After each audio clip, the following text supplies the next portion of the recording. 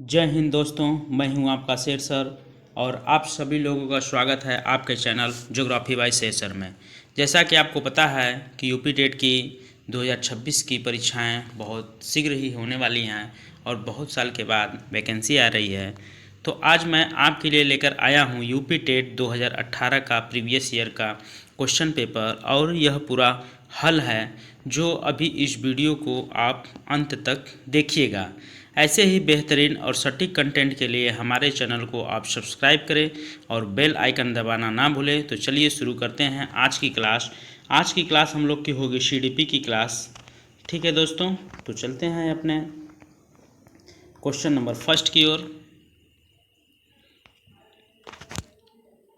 Kohler यह सिद्ध करना चाहता था कि सीखना क्या है, एक ऐसी स्थिति है जिसमें व्यक्ति पशु से श्रेष्ठ है, स्वायत्त यादृच्छिक क्रिया है, संज्ञानात्मक संकार्य है, परिस्थिति के विभिन्न अंगों का प्रत्यक्षीकरण है। तो इसका सही जवाब क्या हो जाएगा? ए का, कि कोहलर क्या सिद्ध करना चाहता था? कोहलर यह सिद्ध करना चाहता था कि सीखना क्या है, एक संज्ञानात्मक संकार्य है, मतलब एक कॉग्निटिव नॉलेज है, जिसको इंग्लिश में बोलते हैं। नेक्स्ट क्वेश्चन नंबर सेकंड, कि किसी भी नई भाषा को सीखने के लिए कहाँ से प्रारंभ किया जाना चाहिए?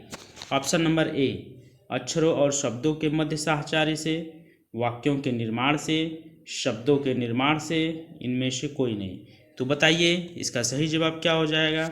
इसका सही जवाब हो जाएगा कि नई भाषा को सीखने के लिए अक्षरों और शब्दों के मध्य साहचर्य परस्पर मेल से संबंधित प्रारंभ होना चाहिए। ओके, नेक्स्ट क्वेश्चन नंबर 3, कि समावेशी शिक्षा इंक्लूसिव एजुकेशन क्लासरूम में किस प्रकार का छात्र शामिल होते हैं? केवल विशिष्ट छात्र, सामान्य और विशिष्ट छात्र, केवल सामान्य छात्र, बहुभाषी और प्रतिभाशाली छात्र। जैसा कि आपको देख करके पता हो गया होगा कि इसमें दोनों तरह के छात्र होते हैं, सामान्य और विशिष्ट, दोनों तरह के इसमें छात्र शामिल होते हैं। Option number B right answer. Next question number 4, अधोलिखित में से गणित संबंधी अधिगम अक्षमता को कौन सा पद परिभाषित करता है? निरस्ता संबंधी दोष, पठन दोष, गणना दोष, उपयुक्त में से कोई नहीं। इसका सही जवाब क्या हो जाएगा? जो गणना संबंधी दोष होता है वही है अधिगम अक्षमता। नेक्स्ट क्वेश्चन नंबर 5, समावेशीकरण की सफलता के लिए क्या आवश्यक है? क्षमता निर्माण का अभाव, अभिभावकों की भागीदारी का न होना, अलगाव, संवेदनशीलता। 5 का राइट आंसर क्या हो जाएगा? संवेदनशीलता, सेंसिटिवनेस होना चाहिए समावेशी इंक्लूसिव एजुकेशन के लिए। नेक्स्ट क्वेश्चन नंबर 6, कौन सा संवेग का तत्व नहीं है? इस पर आप लोग ध्यान दीजिएगा, इसको अंडरलाइन कर लीजिएगा कि है पूछ रहा है कि नहीं पूछ रहा है, इससे सबसे ज़्यादा क्वेश्चन मिस होते हैं। तो कौन सा संवेग का तत्व नहीं है? व्यवहारात्मक, दैहिक, संज्ञानात्मक, संवेदी। तो 6 का राइट आंसर क्या हो जाएगा? संवेदी जो है यह संवेग का तत्व नहीं है, बल्कि तीनों हैं, व्यवहारात्मक है, दैहिक है और नेक्स्ट संज्ञानात्मक कॉग्निटिव, ये सभी हैं संवेग का तत्व। नेक्स्ट क्वेश्चन नंबर 7, संज्ञानात्मक क्षेत्र का सही क्रम कौन सा है? इसका सही जवाब बताइए आप लोग। 7 का कौन सा हो जाएगा? डी। पहले संज्ञान आएगा, फिर अवबोध, अनुप्रयोग, विश्लेषण, संश्लेषण, मूल्यांकन, इवोल्यूशन सबसे लास्ट में होता है और नॉलेज सबसे फर्स्ट होता है। इसको आप लोग ध्यान दीजिए, ठीक है। एनालिसिस होगा, फिर सिंथेसिस होगा, फिर मूल्यांकन, इवोल्यूशन होता है। ओके, एप्लीकेशन, अनुप्रयोग को इंग्लिश में बोलते हैं एप्लीकेशन। नेक्स्ट क्वेश्चन नंबर 8, कौन सी अच्छे शिक्षण की विशेषता नहीं है? देखिए यहाँ पे नहीं, जैसे ही आप लोग को अंडरलाइन करना है, ठीक है, कि नहीं पूछ रहा है इसमें। तो कौन सी अच्छे शिक्षण की विशेषता नहीं है? स्वेच्छाचारी, जनतांत्रिक, सहानुभूतिपूर्ण, वांछनीय सूचनाएं देना। इसका सही जवाब क्या हो जाएगा? स्वेच्छाचारी नहीं है, ठीक है। नेक्स्ट क्वेश्चन नंबर 9, अभिप्रेरणा का प्रत्याशा सिद्धांत किसके द्वारा दिया गया था? तो इसका राइट आंसर क्या है? विक्टर ब्रूम है। यही प्रत्याशा का इन्होंने, अभिप्रेरणा मोटिवेशन का इन्होंने प्रत्याशा सिद्धांत दिया था विक्टर ब्रूम के द्वारा। Next question number 10, question number 10 क्या है? अग्रिम व्यवस्थापक प्रतिमान किस परिवार से संबंधित है? व्यक्तिक, सामाजिक अंतःक्रिया, सूचना प्रतिक्रिया, व्यवहार परिमार्जन। 10 का राइट आंसर क्या हो जाएगा? सूचना प्रक्रियाकरण। यह अग्रिम व्यवस्थापक प्रतिमान से संबंधित है। कौशलों के स्थानांतरण के लिए कौन उपयोगी है? कौशल स्थानांतरण एक गति है न कि उद्देश्य। रेखीय अभिक्रम, शाखीय अभिक्रम, तैयारी और अर्जन। तो 11 का सही आंसर क्या हो जाएगा? Option number A. क्या? कौशल अंतरण एक गति है न कि उद्देश्य। Okay, next question number 12। कौन सा शिक्षण का सूत्र नहीं है? देखिए, नहीं जैसे ही यहाँ आएगा आपको यहाँ पे अंडरलाइन करना है, आपको सर्कल बना देना है कि मुझे इसी पर अपने फुल अटेंशन करना है। तो कौन सा शिक्षण का सूत्र नहीं है? सरल से कठिन की ओर, अनिश्चित से निश्चित की ओर, अदृश्य से अदृश्य की ओर, निगमन से आगमन की ओर। इसका सही जवाब क्या हो जाएगा? निगमन से आगमन की ओर। यह कोई शिक्षण का सूत्र नहीं है और बल्कि तीनों शिक्षण के एक सूत्र हैं। Okay, question number 13। सूक्ष्म शिक्षण चक्र का प्रथम पद होता है क्या? प्रतिपुष्टि, शिक्षण, योजना बनाना, प्रस्तावना।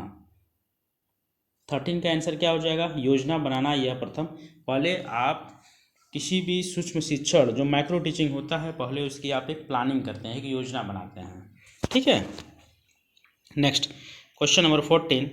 कौन सा अवबोध स्तर के शिक्षण में शामिल है? पृथक्करण, अनुप्रयोग, तुलना, अन्वेषण। 14 का राइट जवाब क्या हो जाएगा?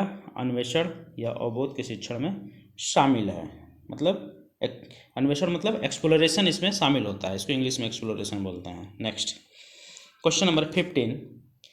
शैक्षिक सुधारों में प्रभावी विकेंद्रीकरण तभी संभव होगा कब? जब खंड और संकुल संदर्भ केंद्रों की भागीदारी बढ़े, स्थानीय संदर्भ व्यक्ति उपलब्ध हो, थर्ड, अध्यापकों के पास संसाधन और प्रासंगिक सामग्री भी मौजूद हो। तो 15 का राइट आंसर क्या हो जाएगा? ये तीनों आपका हो जाएगा। तीनों किस में दिया है? ऑप्शन नंबर डी में। नेक्स्ट क्वेश्चन नंबर 16 कि एक छात्र पढ़ रहा है, उसका नाम लेकर किसी ने उसे बुलाया है, तो वह किस संवेदना द्वारा वह छात्र अपनी अनुक्रिया प्रकट करेगा? बताइए। एक छात्र पढ़ रहा है, उसको बुलाया गया है, तो जाहिर सी बात है कि उसको ध्वनि साउंड के माध्यम से वह सुना है, इसलिए अपने वह प्रतिक्रिया व्यक्त किया है। Next question number 17। पियाजे के सिद्धांत की थ्योरी हम अपने नेक्स्ट वीडियो में भी बताए थे कल भी कि पियाजे के सिद्धांत बहुत बार आते हैं, उसको आप लोग को उनके जो 4 थ्योरी हैं उनको बहुत अच्छे ढंग से आप लोग पढ़ लीजिए। आज भी पूछा है, देखिए, प्राक संक्रियात्मक अवस्था की अवधि कितनी होती है? तो बताइए कितनी होती है? तो 2 से 7 वर्ष। कल भी इसकी ये क्वेश्चन पूछा था, आई थिंक 2017 यूपी टेट में। Next question number 18। कौन सी बात की बाल्यावस्था के बौद्धिक विकास की विशेषता नहीं है? नहीं आते ही आपको लोग को अंडरलाइन करना है। ओके, तो भविष्य की योजना की सूझबूझ, विज्ञान की काल्पनिक कथाओं में अधिक रुचि, बढ़ती हुई तार्किक शक्ति, काल्पनिक भय का अंत। 18 का सही जवाब क्या हो जाएगा? कि भविष्य की योजना की सूझबूझ। यह एक बालक के बाल्यावस्था के बौद्धिक विकास की विशेषता नहीं है। Question number 19। कौन मनोवैज्ञानिक भाषा विकास से संबंधित है? पावलोव, बिने, चॉम्स्की, मास्लो। राइट आंसर क्या हो जाएगा? भाषा विकास से चॉम्स्की आपके संबंधित हैं। ओके, चॉम्स्की भाषा विकास से संबंधित है। Question number 20। थॉर्नडाइक ने अपने सिद्धांत को किस शीर्षक से सिद्ध किया है? थॉर्नडाइक का क्या सिद्धांत था? बताइए आप लोग याद करके।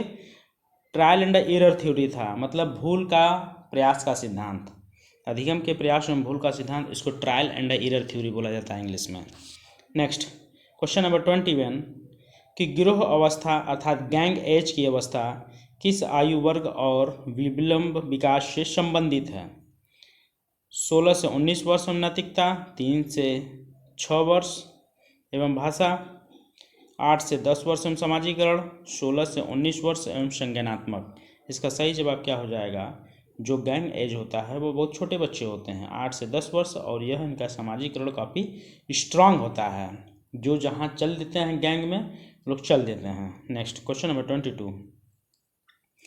पियाजे के अनुसार संज्ञानात्मक विकास की तृतीय अवस्था कौन सी है? पियाजे ने अपने संज्ञानात्मक थ्योरी में जो उनकी तृतीय अवस्था थी कौन थी, इन्होंने 4 दिया है, लेकिन तीसरे की बात हो रही है तो तीसरे की बात है मूर्त संक्रिया अवस्था। ठीक है, ये इनकी 4 थ्योरियाँ थी जिनमें तीसरी है मूर्त संक्रिया अवस्था। आप लोग कमेंट बॉक्स में कमेंट कीजिएगा कि इनकी जो चौथी अवस्था है वह कौन सी है। ठीक है दोस्तों, नेक्स्ट क्वेश्चन नंबर 23। निम्न में से अधिगम में योगदान देने वाले मनोवैज्ञानिक कारकों में कौन शामिल नहीं है? जैसे ही नहीं आएगा आप लोग को क्या करना है, वहाँ पे सर्कल करना है। तो अधिगम की इच्छा, प्रेरणा, रुचि, विषय वस्तु का स्वरूप। 23 का राइट आंसर क्या हो जाएगा कि आपको विषय वस्तु का जो स्वरूप है वह मनोवैज्ञानिक कारकों में योगदान शामिल नहीं है। निम्न में से सामाजिक मूल्य कौन सा है? सामाजिक मूल्य बताइए कौन सा है? सहायतापरक व्यवहार, प्राथमिक लक्ष्य, मूल प्रवृत्ति, आक्रामकता की आवश्यकता। 24 का राइट आंसर क्या हो जाएगा? सहायतापरक व्यवहार। और आप लोग को कमेंट जवाब देना है कि मूल प्रवृत्ति किसने दिया था और यह कितने प्रकार की होती है। Okay, next question number 25। Question number 25, पश्च अन्वेषण तथा साधन साक्ष्य विश्लेषण निम्नलिखित में से किसके उदाहरण है? इसका राइट जवाब क्या हो जाएगा? इसका राइट जवाब हो जाएगा स्वतः शोध के उदाहरण हैं। Next question number 26। Question number 26, अधिगम के वक्र अभ्यास द्वारा सीखने की मात्रा, गति और प्रगति की सीमा को ग्राफ पर प्रदर्शित करते हैं, यह किसने कहा था?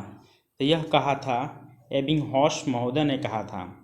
नेक्स्ट क्वेश्चन नंबर 27, कि निम्नलिखित में से कौन थॉर्नडाइक के अधिगम के प्राथमिक नियमों में शामिल नहीं है? जहाँ जैसे ही नहीं आएगा आप लोग को क्या करना है, तो अंडरलाइन करना है। तो इसमें थॉर्नडाइक के जो नियम था वह अभ्यास का नियम था, प्रभाव का नियम था और तत्परता का नियम था। ठीक है, लेकिन उनका ये नियम नहीं था सहचार्य में स्थानांतरण का नियम। ऑप्शन नंबर ए उनका कोई नियम नहीं था। नेक्स्ट क्वेश्चन नंबर 28, अनुकूलित अनुक्रिया सिद्धांत किसके अनुकूलन पर बल देता है? बताइए किसके अनुकूलन पर बल देता है? तो इसका राइट आंसर क्या हो जाएगा? व्यवहार, जो आपका बिहेवियर है उस पर बल देता है। आप लोग कमेंट बॉक्स में कमेंट कीजिएगा कि अनुकूलित अनुक्रिया सिद्धांत किस विद्वान की यह थ्योरी है। नेक्स्ट क्वेश्चन नंबर 29, क्रिया प्रसूत अनुबंध का दूसरा नाम क्या है? जो क्रिया प्रसूत अनुबंध है उसका दूसरा नियम क्या है?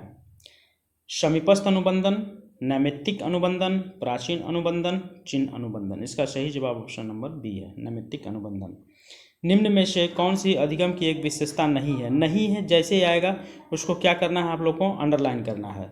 अधिगम का अवलोकन प्रत्यक्ष रूप से किया जा सकता है। अधिगम व्यवहार में अपेक्षाकृत स्थायी परिवर्तन है। अधिगम प्राणी की अभिव्यक्ति है। अधिगम एक लक्ष्योन्मुख प्रक्रिया। इसका सही जवाब क्या हो जाएगा? ऑप्शन नंबर ए, कि अधिगम का अवलोकन प्रत्यक्ष रूप से किया जा सकता है। तो दोस्तों आज के लिए बस इतना ही। अब नेक्स्ट वीडियो पाने के लिए आप इस चैनल को जरूर सब्सक्राइब करें। अगर मैं जरा सा भी अगर आपको मेहनत अगर मेरा अच्छा लगा तो इस चैनल को जरूर सब्सक्राइब कीजिएगा और अपने दोस्तों को भी जरूर शेयर कीजिएगा। धन्यवाद।